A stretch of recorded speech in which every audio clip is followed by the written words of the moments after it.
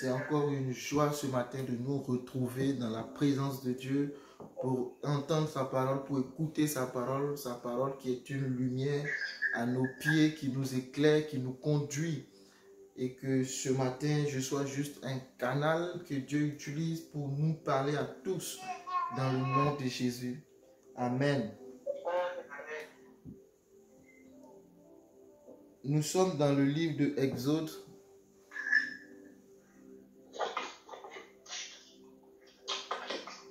On va voir quelque chose qu'on a commencé à voir, à étudier avec le serviteur de Dieu à l'époque, le sacrificateur Moïse, qui avait pour mission de conduire le peuple d'Israël de l'Égypte jusque dans la terre promise. Et dans Exode au chapitre 24, versets 1 à 2, le peuple était arrivé dans le désert et Dieu va inviter le sacrificateur, Dieu va inviter le peuple à travers le sacrificateur Moïse et quelques personnes à le rejoindre afin que Moïse puisse recevoir la loi pour le peuple, les 2 tablettes.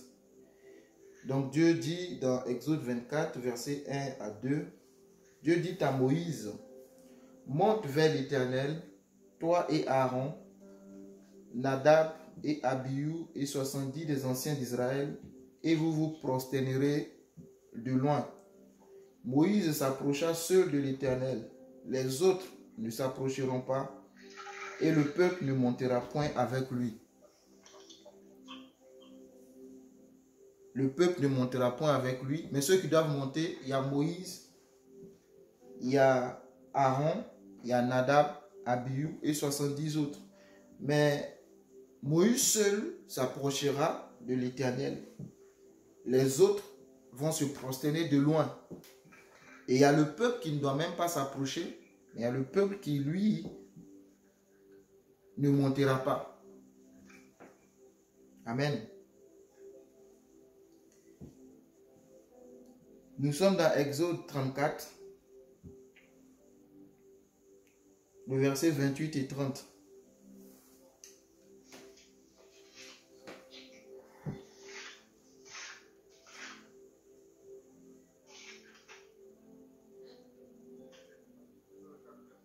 Verset 28 à 30. Tu peux lire si tu trouves. Exode 34.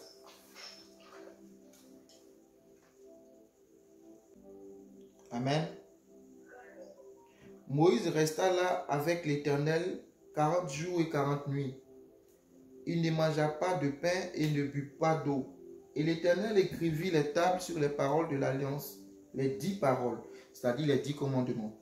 Moïse descendit du mont Sinaï, les 2 tables du témoignage à la main.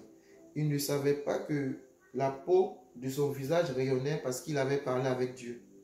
Aaron et tous les Israélites regardaient Moïse et virent que la peau de son visage rayonnait. Il eut alors peur de s'approcher de lui. Moïse les appela. Aaron et tous les chefs de l'assemblée vinrent vers lui et il leur parla. Après cela, tous les Israélites s'approchèrent et il leur donna tous les ordres qu'il avait reçus de l'Éternel sur le mont Sinaï. Lorsque Moïse eut fini de leur parler, il mit un voile sur son visage. Quand Moïse entrait dans la présence de l'Éternel pour parler avec lui, il retirait le voile jusqu'au moment où il ressortait. Et quand il sortait, il transmettait aux Israélites les commandements qu'il avait reçus. Les Israélites regardaient le visage de Moïse et voyaient que la peau de son visage rayonnait. Et Moïse remettait le voile sur son visage jusqu'au moment où il entrait pour parler avec l'Éternel.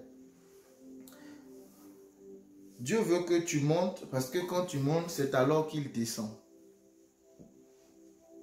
Dieu dit à Moïse, comme nous venons de voir en Exode 24, de monter pour recevoir les tablettes. Et Moïse va monter pour recevoir les tablettes. C'est la toute première fois que Moïse monte à la montagne de Dieu. Et il reste dans la présence de Dieu pendant 40 jours et 40 nuits. Il reçoit les instructions de la part de Dieu Et lorsque Moïse redescend, il va trouver que le peuple s'est livré à l'idolâtrie par Aaron qui a accepté leur demande. Parce que Moïse tardait sur la montagne. Pendant 40 jours et 40 nuits, le peuple s'est demandé, mais Moïse qui est monté, qu'est-il devenu? Est-ce qu'il reviendra? Ils n'avaient plus cette confiance en leur guide. Ils se sont dit peut-être qu'il est mort, peut-être que quelque chose lui est arrivé. Et donc eux, ils voulaient forcément un Dieu. Mais ils ne voulaient pas un Dieu selon Dieu, l'Éternel, mais ils voulaient un Dieu selon eux, leurs pensées.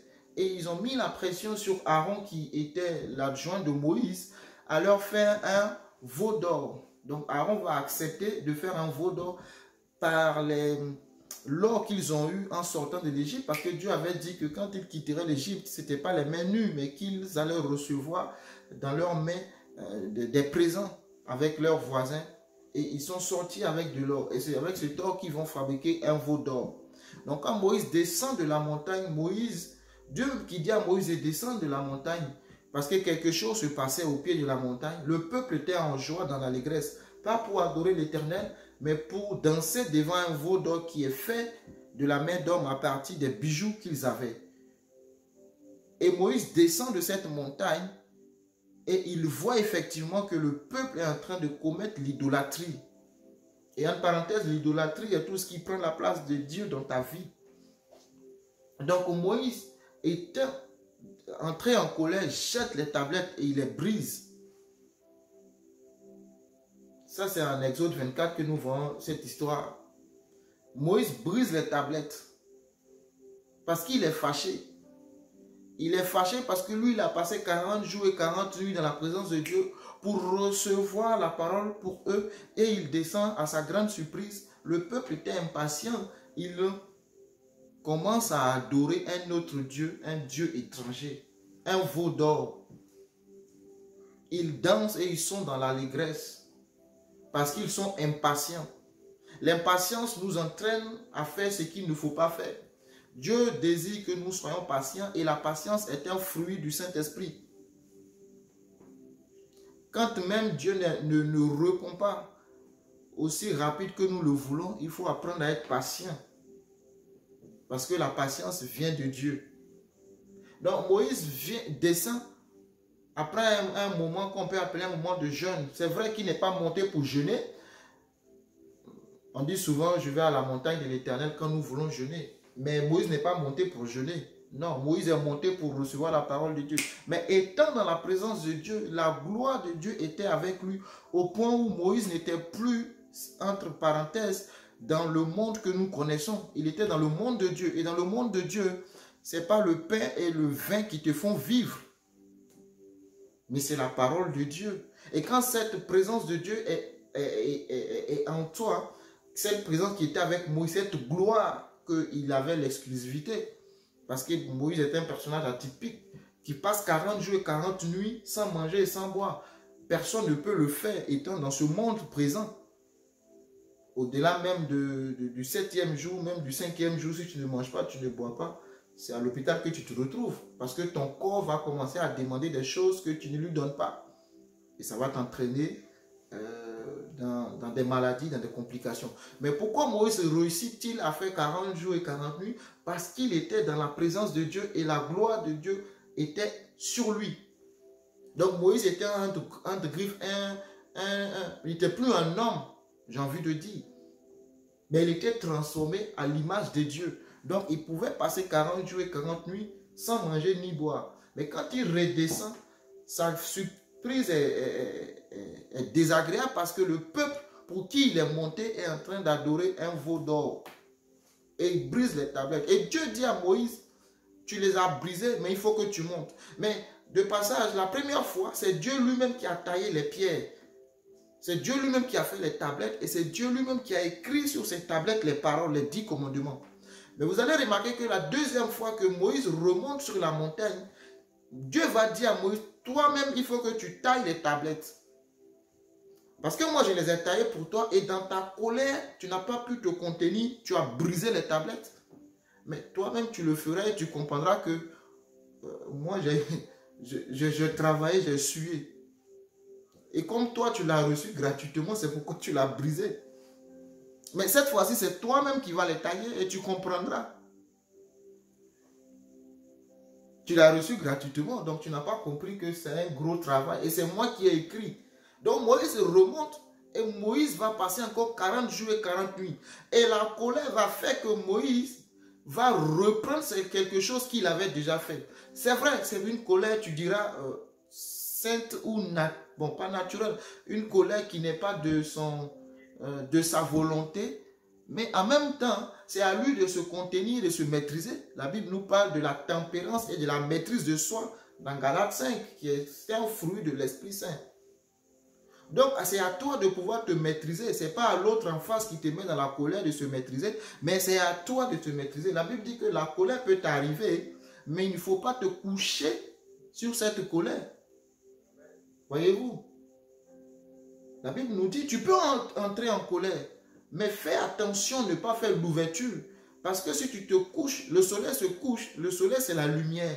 Le soleil, c'est, vois-le comme la présence de Dieu. Donc, quand tu vas te coucher, qu'est-ce qui va se passer? Il y aura les ténèbres. Et les ténèbres invitent l'ennemi, Satan, qui va venir s'aimer en toi la sémence que tu ne veux pas. Et par la colère, tu peux retarder ta vie. Par la colère, tu peux, en fait, reconstruire, te donner de la peine à nouveau pour ce que tu as déjà bâti. Tu peux faire tellement de mal par la colère et tu peux justifier ta colère. Moïse peut justifier sa colère pour dire, mais Dieu, écoute, regarde ce peuple. Moi, je monte pendant 40 jours et 40 nuits pour eux et voici ce qu'ils sont en train de faire. Mais laisse-moi te dire que tu n'aimes pas plus le peuple que Dieu. Dieu t'a établi, mais tu n'aimes pas plus le peuple que Dieu parce que le peuple est pour Dieu. Donc Moïse remonte une deuxième fois. Il monte où? Sur une montagne. Mais une montagne, ça peut être un obstacle. Ça peut être, c'est un obstacle d'ailleurs. Parce qu'il faut gravir la montagne. Donc il y a des efforts physiques à fournir. Moïse n'était pas si jeune que ça. Quand il répond à l'appel de Dieu, il était déjà dans ses 80 ans. Donc il n'était pas si jeune que ça. Donc il faut encore gravir la montagne. Et vous vous rappelez dans Exode 24 que nous avons lu, Dieu a dit qu'il y a Moïse, il y a les 3 autres et les 70 et le peuple qui ne s'approche pas. Ici, nous voyons l'image du tabernacle en fait, qui est constitué de 3 parties. Il y a le lieu saint, il y a le parvis, le lieu saint et le lieu très saint. Et le parvis, c'est là où se trouverait le peuple, si je veux faire une comparaison. Et le lieu saint, c'est là où se trouveraient les 70. Et Moïse était dans le lieu très saint, parce que dans le lieu très saint, c'est la présence de Dieu. Et c'est seul le sacrificateur qui avait droit au lieu très saint. Tout le monde n'avait pas droit à l'époque. C'est quand on comprend ces choses qu'on peut mieux valoriser et célébrer la victoire de Jésus à la croix. Pourquoi? Parce que lui, il est mort à la croix. Et quand il est mort, avant de mourir, il a crié que tout est accompli. Et la Bible nous dit que le voile du temple se déchirait. Et vous voyez que Moïse, dans Exode 34, mettait un voile sur son visage. Et ce voile l'empêchait le peuple, parce que le peuple ne pouvait pas voir la gloire qui était sur le visage de Moïse. Pourquoi? Parce que pour voir cette gloire, il faut une certaine intimité, une certaine relation avec Dieu. Donc pour eux, le péché dans lequel ils se sont embourbés les empêche de voir. Donc Moïse est obligé de mettre un voile sur son visage. Et c'est ce voile justement qui a été déchiré au poteau de la croix quand Jésus est mort. La Bible dit que le voile s'est fendu du haut jusqu'en bas. Donc maintenant nous avons un libre accès à Dieu. Et l'apôtre Paul nous dit que ce voile que Moïse avait, nous aujourd'hui nous n'avons plus ce voile.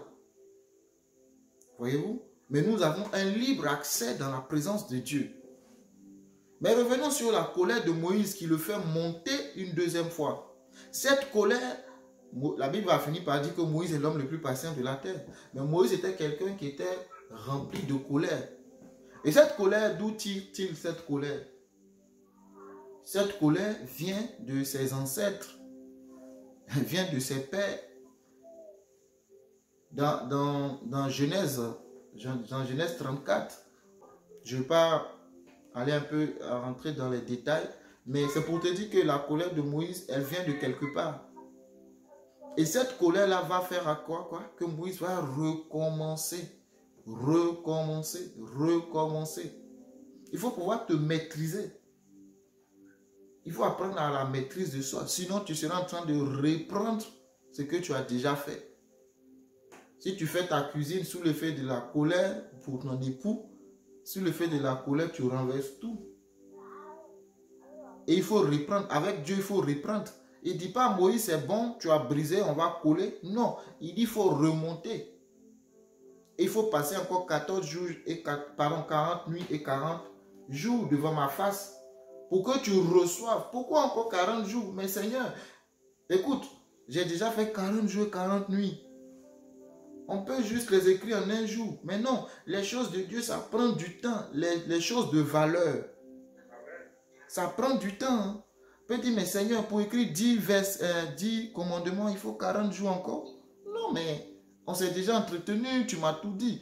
Tu m'as expliqué, il faut juste les écrire rapidement. Je redescends. Il dit, non, tu vas encore faire 40 jours et 40 nuits. C'est comme si tu venais pour la première fois. Ce qui est passé est passé. Moïse, assieds-toi, va reprendre la chose. Du fait de l'idolâtrie du peuple. Voilà où Moïse va se retrouver. Et cela va retarder le calendrier parce qu'ils vont quelque part. Ils vont quelque part à Canaan. Donc dans le calendrier, il faut encore décaler le départ. De 40 jours et de 40 jours. Donc tu vois que quand tu te mets en colère, tu es en train de toi-même retarder ta destinée. Tu es en train de détruire toi-même ta destinée. Donc il faut faire très attention. C'est très subtil. Il faut faire très attention quand tu te mets en colère à ne pas donner accès au diable dans ta vie. Si tu es en colère, c'est normal. Si tu arrives d'être en colère, c'est normal. Mais ce sont les conséquences, les actes que tu vas poser qui entraîneront des conséquences. Donc il faut faire très très attention. Donc Moïse monte et Moïse est transformé. Il monte où? Sur la montagne. Sur la montagne,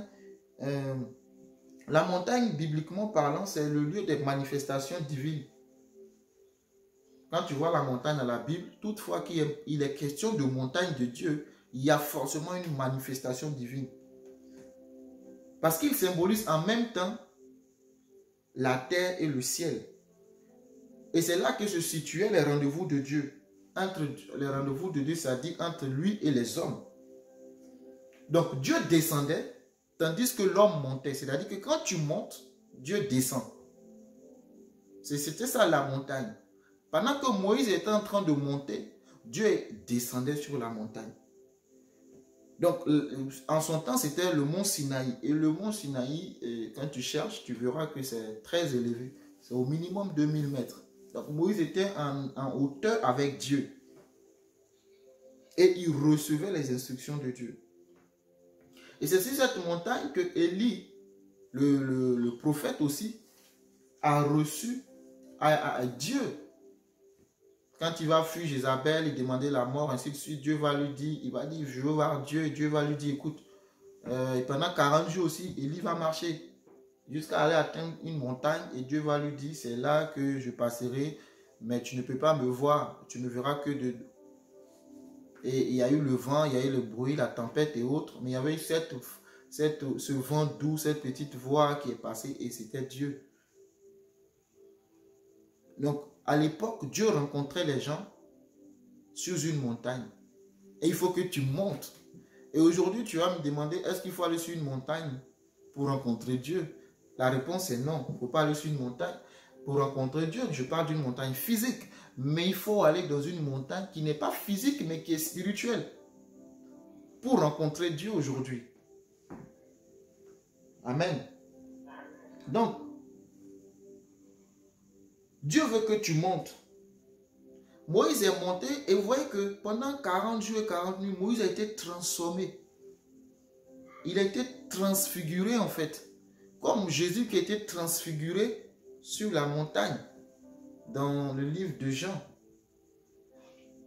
Jésus est monté avec quoi? Avec 3 des plus proches. Et il a été transfiguré.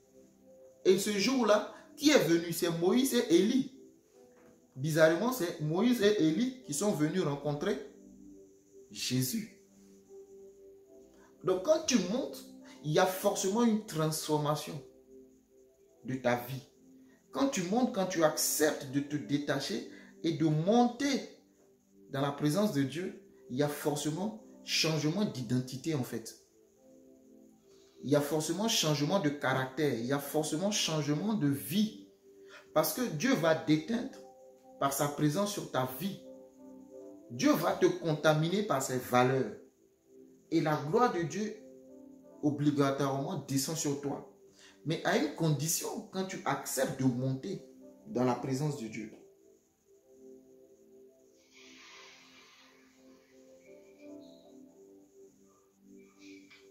Tu ne peux pas monter à la montagne de Dieu et ne pas entendre Dieu. Tu ne peux pas monter à la montagne de Dieu et ne pas recevoir de la part de Dieu. Donc si tu restes constamment dans la présence de Dieu, tu finis plutôt à être comme l'image de Dieu. Cette image que Dieu t'a donnée dans Genèse 1, 26, 27. Dieu dit, faisons l'homme à notre image, selon notre image, selon notre ressemblance. Vous voyez? Dieu veut que l'homme soit à son image.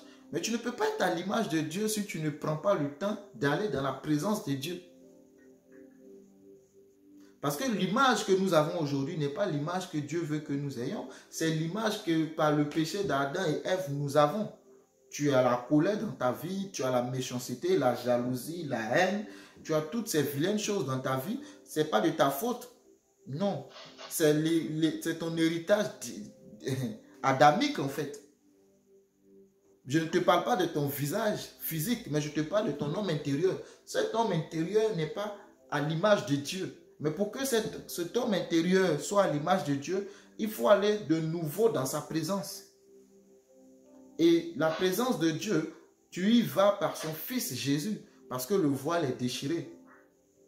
Tu as accès. L'apôtre Paul dit, nous avons libre accès. Il dit, approchons-nous du trône de la grâce. Voyez-vous? Approchons-nous du trône de la grâce. Parce que nous avons désormais un libre accès. Nous n'avons plus besoin d'un voile. Le voile est déchiré. Le pécheur a besoin de sacrifice à l'époque. Et le croyant a besoin de sacrificateur. Il y a deux entités. Il y a le sacrifice. Il y a le pécheur. Et il y a une troisième même. Il y a le sacrificateur. Et pour pouvoir expier, couvrir, parce que les péchés de l'époque n'étaient pas effacés, mais étaient couverts par le sang, il faut offrir un sacrifice. Et Jésus-Christ, en venant, est en même temps le sacrifice et le sacrificateur. Il est le sacrifice et le sacrificateur. Donc, il se donne lui-même. Donc, on ne peut recevoir de Dieu qu'en faisant un don de nous-mêmes. Comme Jésus-Christ a fait un don de sa vie pour nous. Et la Bible dit quoi? Que il reçoit la couronne de gloire. Il reçoit la gloire du Père parce qu'il s'est offert. Donc, tu ne peux... Pour pouvoir recevoir la gloire de Dieu, il faut faire un don de soi. Moïse a fait un don de soi en montant dans sa présence. Il faut faire un don de soi en te distinguant en fait. Il faut faire un don de soi en te séparant de la foule.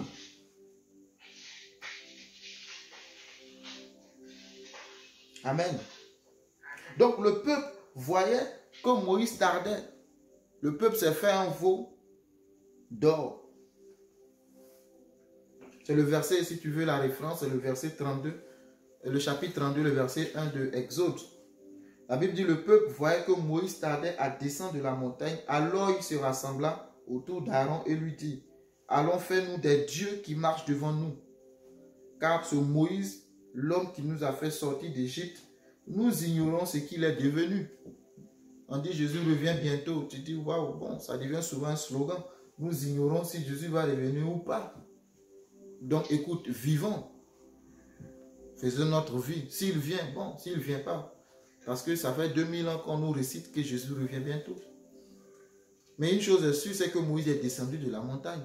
Et la parole de Dieu est oui et amen. Que Jésus reviendra bientôt. Que tu crois au retour de Jésus ou pas, cela se fera. Amen. Donc,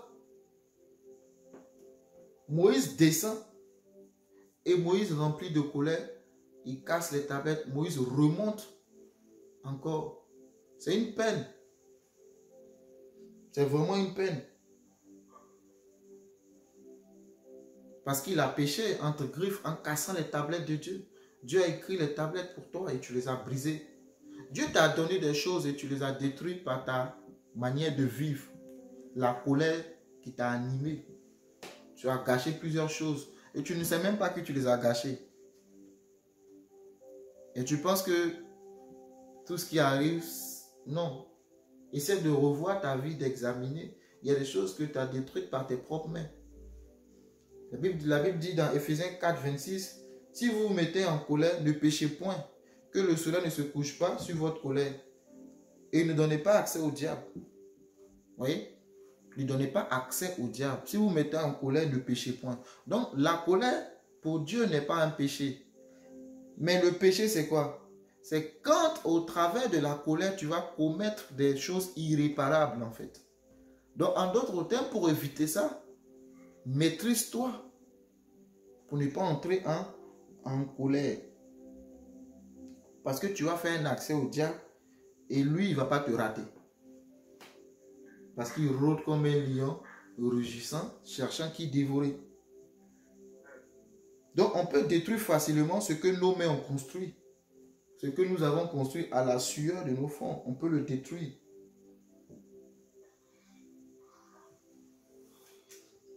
Et c'est Moïse qui remonte. Donc toi qui es leader ou dirigeant, si par le fait de ce que tu diriges, tu rentres en colère, fais très attention parce que c'est toi seul qui paiera le prix. Le peuple a adoré le veau d'or, ben c'est Moïse qui est remonté. Moïse n'a pas dit, bon toi reste, on va prendre Aaron parce que c'est Aaron qui a accepté de faire le veau d'or. Non, il dit c'est encore toi Moïse. La responsabilité incombe au leader. Quand il y a dégâts, Dieu demandera au leader. Dieu demandera à la personne qui est établie. Dieu ne dira pas c'est la soeur ou c'est le frère. Non. Dieu voit une personne, c'est-à-dire un corps. Et il demande toujours à la tête. C'est la tête qui répond. Quand Adam a péché par Ève, parce que si on regarde dans le fond, c'est Ève qui a initié le péché. Enfin, c'est Satan qui a initié le péché en induisant Ève en erreur et elle a accepté. Mais quand Dieu est descendu dans le jardin, Dieu a dit à Adam, où es-tu? Dieu n'a pas dit à Ève, où es-tu? Sachant que c'est pas... Dieu sait qui a commencé, mais il dit à Adam, où es-tu? Parce que Adam est responsable de Ève. Voyez-vous? Adam est responsable. Donc en tant que leader ou époux, tu es responsable. Même si ta femme est allée... C'est à toi que Dieu demandera des comptes en fait. Parce que la responsabilité t'incombe. Amen. Amen. Les hommes ne disent pas Amen. Amen. Amen. Il faut faire très attention quand on est responsable. Parce que c'est à toi que Dieu demandera des comptes. Donc Moïse est remonté. Ce n'est pas lui qui a adoré le veau d'or, mais c'est lui qui est remonté. Imagine-toi, tu fais 40 jours de jeûne et dès que tu descends, tu te mets en colère, tu gâtes tout parce que peut-être que ta fille a fait quelque chose, n'a pas pu te contenir. Tu viens de détruire 40 jours et 40 nuits de jeûne. Dieu dit, remonte. Tu imagines ça? Dieu t'a dit de prendre 40 jours de jeûne. Tu as fini tes 40 jours, tu t'es privé. Et à la fin de tes 40 jours, ta femme t'a énervé. Et tu as sorti des choses qu'il ne faut pas. Dieu dit, tu as annulé, remonte. Vous voyez? C'est très difficile. Tu vas encore refaire 40 jours. Tu as pris tout le mois de janvier à jeûner et tu dis, enfin, j'ai terminé. Dieu dit, remonte pour tout le mois de février. Parce que tu n'as pas pu te maîtriser. Parce que tu n'as pas pu te contenir. Tu vas dire, mais Seigneur, ce n'est pas de ma faute. Dieu ne regarde pas, ce n'est pas de ta faute, c'est de ta faute. Remonte parce qu'il a un travail à faire avec toi. Et tant que ce travail n'est pas accompli, Dieu ne te lâchera pas. Donc en fait, c'est ça la difficulté majeure. C'est de pouvoir en fait rester dans la présence tous les jours. Parce que quand il descendait, il fallait qu'il ait en esprit que je suis toujours dans sa présence. Dans la présence de Dieu, il faut faire très attention.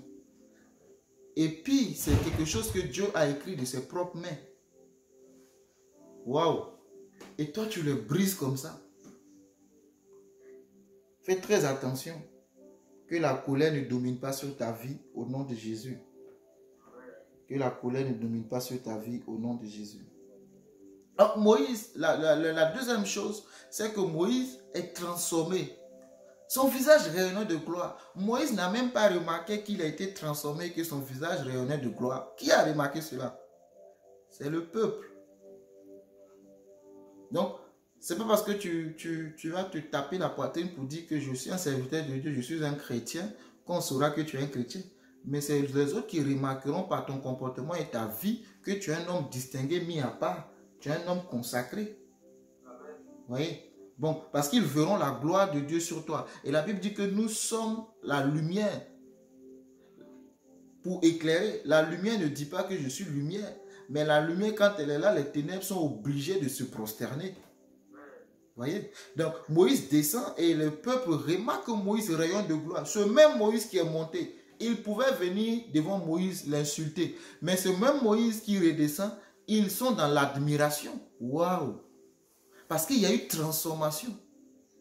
Et c'est ce que Dieu veut pour nous, que nous soyons transformés. Nous n'avons pas besoin de beaucoup parler, mais par nos comportements, par notre intimité avec Dieu, nous démontrons par là que nous sommes fils de Dieu. Parce que la gloire de Dieu descend sur nous. Tu ne peux pas faire 40 jours dans la présence de Dieu et venir me dire, écoute, je n'ai pas été transformé. Non, ce n'est pas possible. C'est que ce n'est pas Dieu que tu as rencontré. C'est autre personne, c'est autre chose. C'est tout sauf Dieu. Le visage de Moïse rayonnait tellement que les enfants d'Israël craignaient de s'approcher de lui. Il fut obligé de mettre un voile. C'est comme si Moïse est devenu pour eux un Dieu. Mais Dieu l'a dit dans Exode. Dans Exode 7, quand il envoyait Moïse devant Pharaon, il dit, l'Éternel dit à Moïse, regarde, je te fais Dieu pour le Pharaon et ton frère Aaron sera ton prophète. Donc Moïse est quelque part un Dieu. Et Dieu le transforme à son image. Donc Moïse va devenir, de cette histoire, Moïse va devenir très patient et très doux. C'est vrai que plus tard, il va encore désobéir quand Dieu va lui dire de parler au rocher. Et encore, l'oppression du peuple, la colère va entraîner Moïse encore à frapper le rocher. Et vous savez que ce rocher, c'est Christ. Parce que l'apôtre, je crois dans Hébreu, le rocher qui suivait le peuple d'Israël, ce rocher, c'était Christ. Et vous savez que Jésus-Christ, il meurt une fois et non deux. Donc, Moïse a frappé le rocher une fois, l'eau est sortie, ils ont bu. La deuxième fois, Dieu lui a dit, ce même rocher va donner de l'eau, mais cette fois-ci, tu ne le frappes pas, mais tu parles. Parce que tu parles quand Christ est mort et ressuscité. Aujourd'hui, tu parles. Tu plaides, tu déclares, tu confesses. Il ne s'agit pas d'aller frapper, mais il s'agit de parler, de déclarer, de confesser. Si tu confesses de ta bouche, si tu crois dans ton cœur et tu confesses de ta bouche. Donc l'autorité vient de la parole et non en frappant. Voyez-vous? L'autorité vient de la parole et non en frappant. Une première fois, tu as frappé, ça c'était la loi. La loi te chicote. Quand tu désobéis à la loi, elle te chicote. Parce que tu payes les conséquences de ta désobéissance. Mais cette fois-ci, il faut parler, il faut confesser. Pourquoi? Parce que c'est la grâce. On ne frappe pas la grâce. On parle. Amen. Et Moïse ne va pas rentrer dans la terre promise parce qu'il a frappé. Vous voyez comment on peut rater sa terre promise? Mais là encore, on dira oui, mais c'est le peuple. Laisse-moi te dire encore une fois que Dieu ne regardera pas aux autres, mais il regardera qu'à toi seul. Parce que c'est à toi qu'il a donné la directive. Il a dit de parler, il n'a pas dit de frapper. À chaque situation, Dieu donne une solution nouvelle. Ce qu'il a fait hier n'est pas la même chose qu'il fera aujourd'hui. Enfant de Dieu, fais très attention. Ce qu'il t'a dit de faire hier, ce n'est pas forcément ça qu'il te dira de faire aujourd'hui. Parce que la Bible dit que tout ce que Dieu fait est étonnant. Donc il faut qu'il fasse toujours des choses nouvelles pour que ça t'étonne. Si hier il t'a dit de faire en frappant, aujourd'hui il dit non, il faut parler. Demain il te dira il faut te coucher.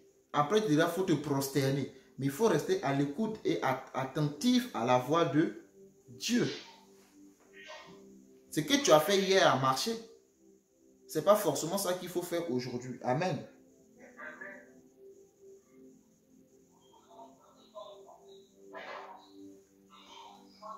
Donc, celui qui apprend à demeurer dans la présence de Dieu a toujours une longueur d'avance sur les autres. Parce qu'il reçoit directement de Dieu. La Bible nous dit dans Jean 15, verset 7, « Demeurez, si vous demeurez en moi et que je demeure en vous. » La condition, c'est que toi, tu dois demeurer. Mais nous croyons que c'est Dieu qui doit demeurer en nous. Non, c'est nous qui devons demeurer en Dieu et Dieu demeure en nous. Alors demandez ce que vous voudrez et cela vous sera accordé. Mais il y a une condition, c'est de demeurer dans sa présence. Dans Daniel chapitre 1, verset 7 à 21, on ne va pas le lire, on voit 4 jeunes gens qui apprennent à demeurer dans la présence de Dieu. Et la Bible nous dit que Dieu va accorder à ces 4 jeunes gens de la connaissance et de la perspicacité dans tout ce qui concernait la littérature et la sagesse. Et de plus, que Daniel était capable d'expliquer toutes les visions et les rêves. Vous voyez? Pourquoi? Parce que Daniel et ses compagnons ont décidé de se distinguer, ont décidé de se mettre à part. Daniel et ses compagnons ont décidé de ne pas manger à la table du roi afin de ne pas se souiller.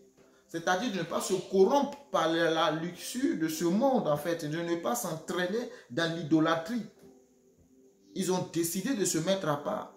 Et Dieu va leur accorder la connaissance, la sagesse, la science. Et la Bible dit que ces jeunes gens étaient 10 fois supérieurs en sagesse que ceux de leur génération. Il y a des faveurs que Dieu accorde quand nous décidons de nous détacher et de nous attacher à lui. Demeurer dans sa présence. Amen.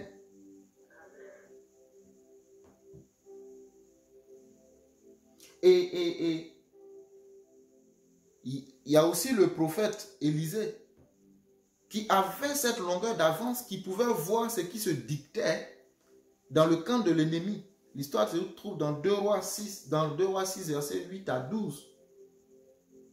Le roi de Syrie était en guerre avec Israël et dans un conseil qui s'était avec ses serviteurs. Il dit, mon camp sera dans un tel lieu. Mais l'homme de Dieu fit dire au roi d'Israël, garde-toi de passer dans ce lieu, car les Syriens y descendent. Et le roi d'Israël envoyait des gens pour s'y tenir en observation vers le lieu que lui avait mentionné et signalé l'homme de Dieu.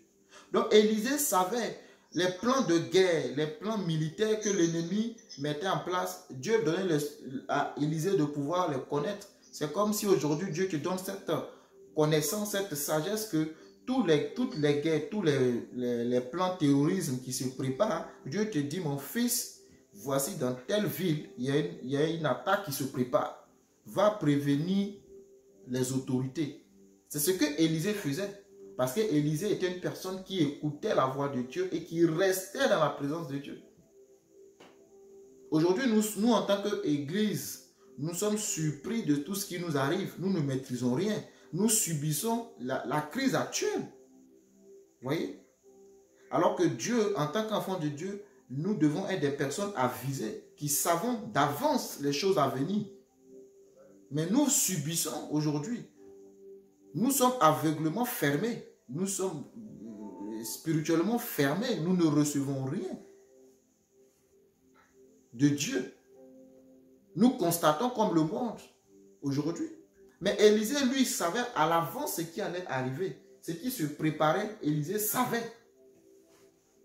C'est dans cette dimension que Dieu veut nous envoyer. Il dit, demande-moi et je te montrerai les choses que tu ignores, les choses que tu ne connais pas.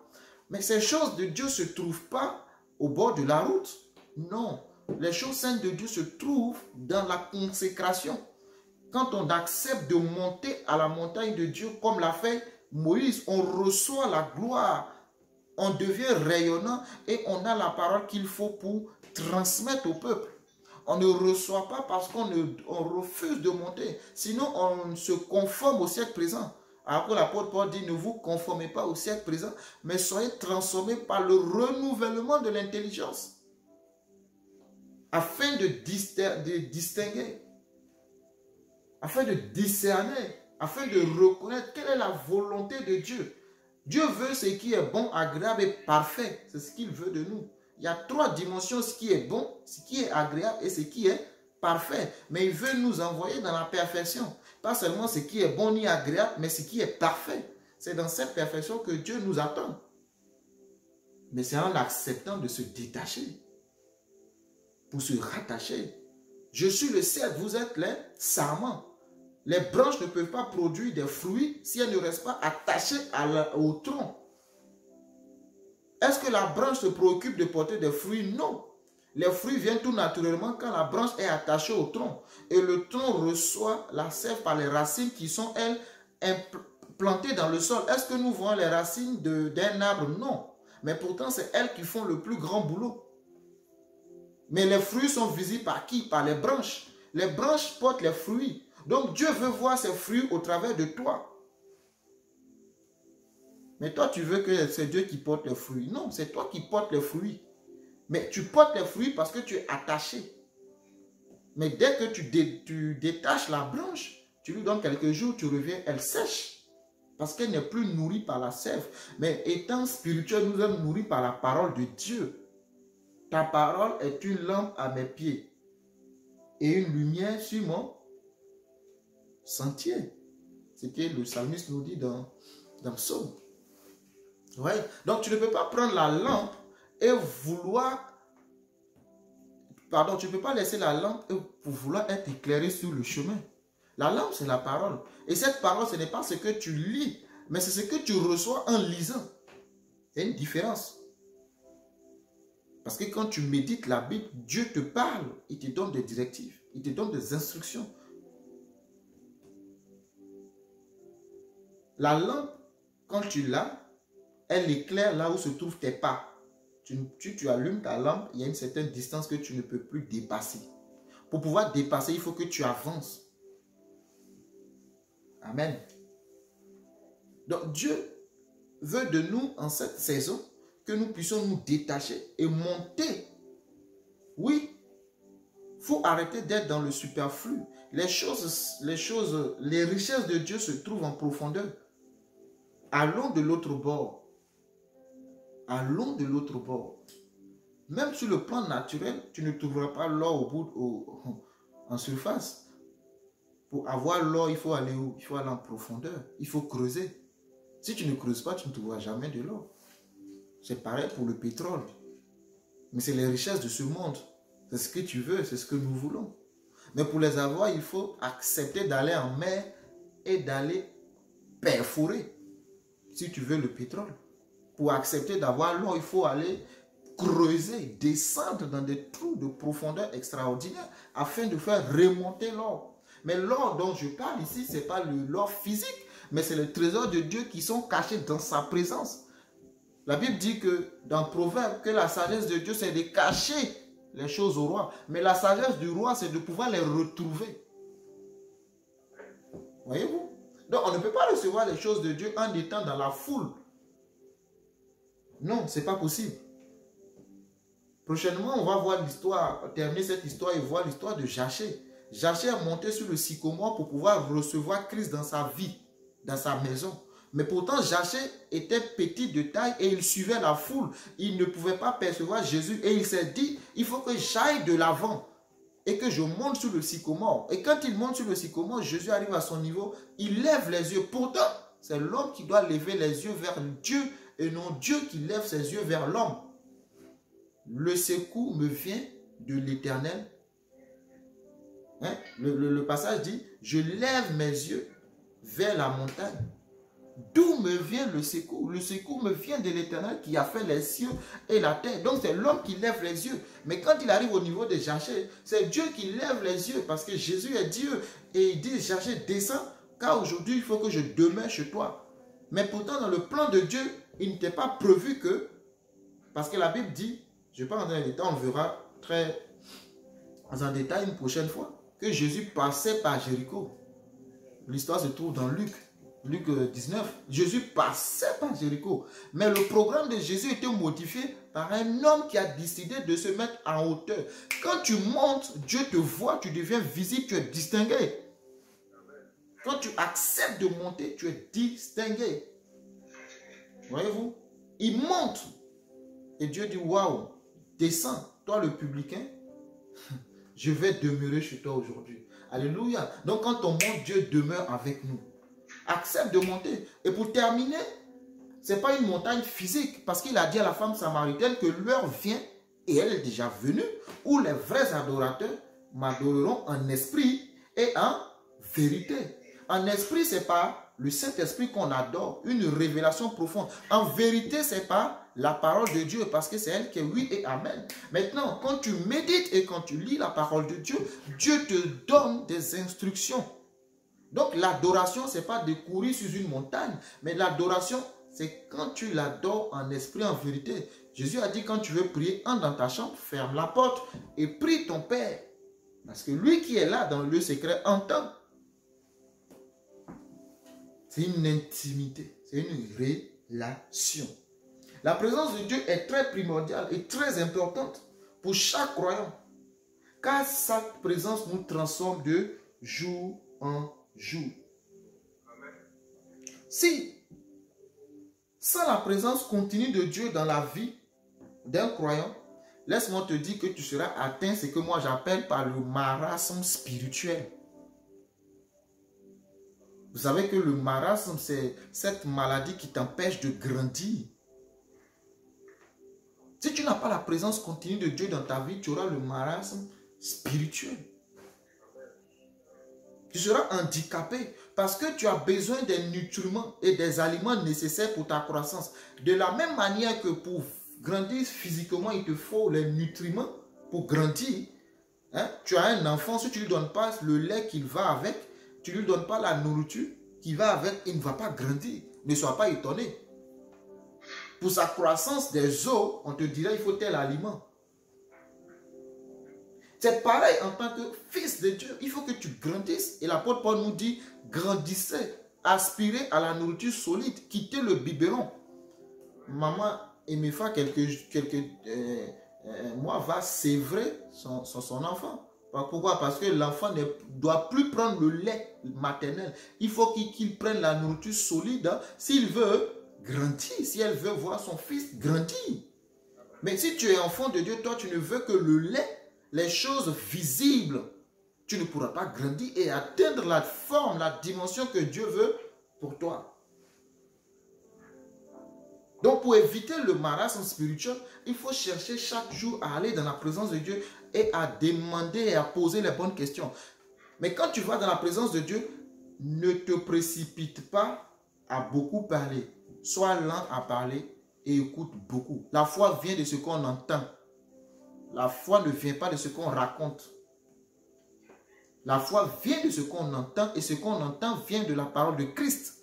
Dans Romains 10, 17, je crois. La foi vient de ce qu'on entend. Donc si tu veux grandir, ce n'est pas toi qui racontes beaucoup, mais c'est toi qui es patient et qui apprends à écouter Dieu.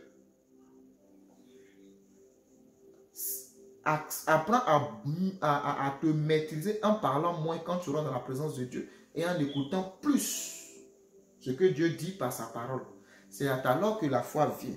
Et dans 2 Corinthiens 3, 18, Moïse dit, pardon, je dis Moïse, 2 Corinthiens 3, 18, l'apôtre Paul dit, nous tous qui, sans voile sur le visage, voyez-vous, contemplons comme dans un miroir la gloire du Seigneur.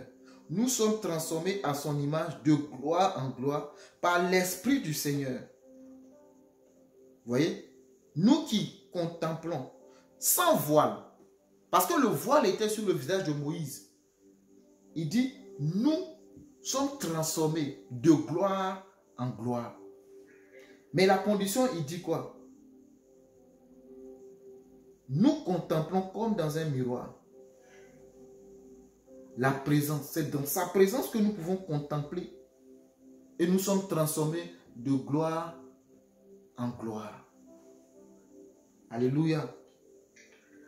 Donc la montagne physique sur laquelle Moïse montait pour recevoir est aujourd'hui une montagne spirituelle qui est une adoration dans notre esprit avec Dieu. Nous n'allons pas courir sur la montagne en Égypte, non. Mais nous allons monter en nous débarrassant de ce siècle présent, en nous distinguant. C'est alors que nous serons vus et distingués par Dieu. Amen. La montagne est un obstacle, c'est vrai, la montagne physique.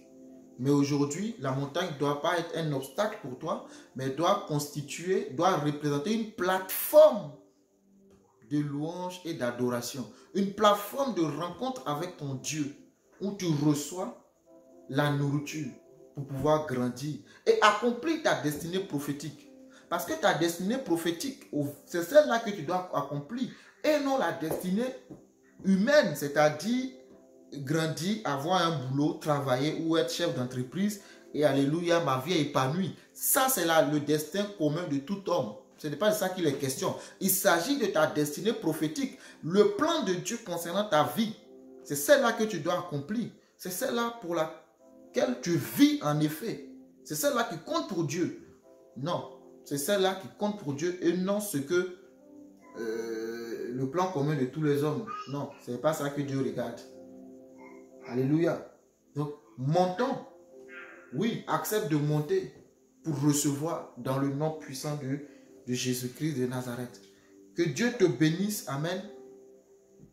Que Dieu bénisse ton âme. Et qu'il te permette de demeurer dans sa présence. Que Dieu bénisse tes moments de prière et d'adoration avec lui. Que Dieu te permette de pouvoir parler moins et d'écouter plus. Afin de faire grandir ta foi en lui. Que sa lumière ne s'éloigne point de toi. Et que sa grâce demeure dans le nom puissant de Jésus-Christ chaque jour de ta vie. Et que tu puisses contempler comme dans un miroir cette gloire de jour en jour, que tu en sois transformé en cette image-là que Dieu attend de toi. Parce qu'il t'a créé bon. Il t'a créé d'ailleurs très bon. Dans Genèse, quand il a créé l'homme, il a vu que c'était très bon. Alors que cette bonne chose de Dieu t'accompagne cette semaine et ce nouveau mois dans le nom puissant de Jésus. Amen.